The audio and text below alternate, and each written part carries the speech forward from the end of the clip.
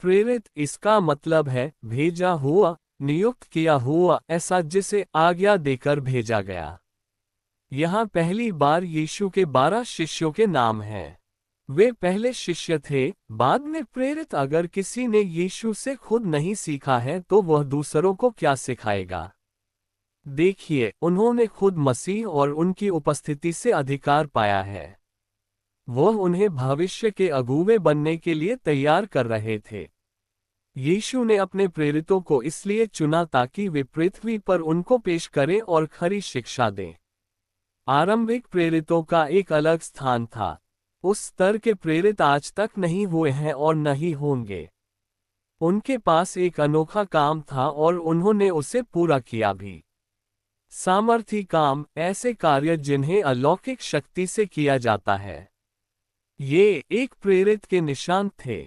उनसे हम सीखते हैं कि प्रेरितों को चुना गया था, भेजा गया था और उन्होंने परमेश्वर के सत्य को सिखाया। एक व्यक्ति परमेश्वर द्वारा चुना गया और भेजा गया है, इसकी पुष्टि आश्चर्यकर्मों से नहीं, लेकिन क्या उसका संदेश, विश्वास और जीवन वचन की शिक्षा के अनुरूप है या नहीं, इससे है।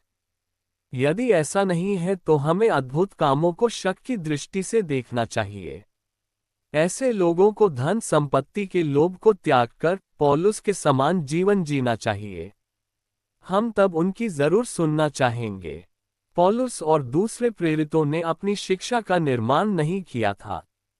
परमेश्वर ने उन पर प्रकट किया था और उनकी देखरेख में सब कुछ दिया था। पौलुस चाहता था कि इस सच्चाई की जरूरत के बारे में प्रत्येक जन समझे। एक व्यक्ति परमेश्वर द्वारा चुना गया और भेजा गया है, इसकी पुष्टि आश्चर्यकर्मों से नहीं, लेकिन क्या उसका संदेश, विश्वास और जीवन वचन की शिक्षा के अनुरूप है या नहीं, इससे है। यदि ऐसा नहीं है तो हमें अद्भुत कामों को शक की दृष्टि से देखना चाहिए। ऐसे लोगों को धन संपत्ति के लोभ को त्याग कर पौलुस के समान जीवन जीना चाहिए। हम तब उनकी जरूर सुनना चाहेंगे। लोगों को हमें मसीह के सेवकों की तरह और परमेश्वर के भेदों का प्रबंधक, भंडारी, मैनेजर समझना चाहिए। एक प्रबंधक में विश्वास योग्यता का होना जरूरी है। 3 मेरे लिए तो यह एक बहुत ही छोटी बात है कि तुम लोग या इंसानी अदालत मेरा मूल्यांकन करे। यहाँ तक कि इस विषय पर मैं खुद अपना मूल्यांकन न्याय नहीं करता। 4 अपने बारे में किसी दोष के बारे में मुझे एहसास नहीं है, लेकिन इस आधार पर मैं निर्दोष साबित नहीं हो जाता। मुझे परखने वाले यीशु प्रभु हैं। 5 इसलिए समय से पहले किसी बात पर फैसला मत सुनाओ। यीशु के आने तक इंतजार करो। वह छुपी हुई अंधेरे की बातों को रोशनी में लाएंगे और मनों का इरादा प्रकट करेंगे। तभी हर जन परमेश्वर से शाबाशी, प्रशंसा पाएगा। 6 तुम्हारे लाभ के लिए इन बातों को मैंने अपने और अपुल्लोस के ऊपर लागू किया है कि वचन से मैंने क्या सीखा था, चाहा था, यदि तुम भी अपने जीवन में लागू करो तो एक अगुवे से दूसरे अगुवे की तुलना करके घमंड नहीं करोगे।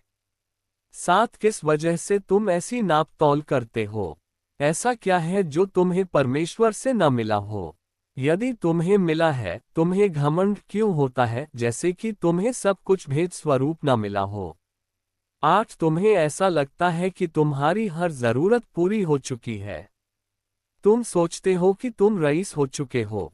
परमेश्वर के राज्य में तुम हमारे बिना राज्य करने लगे हो।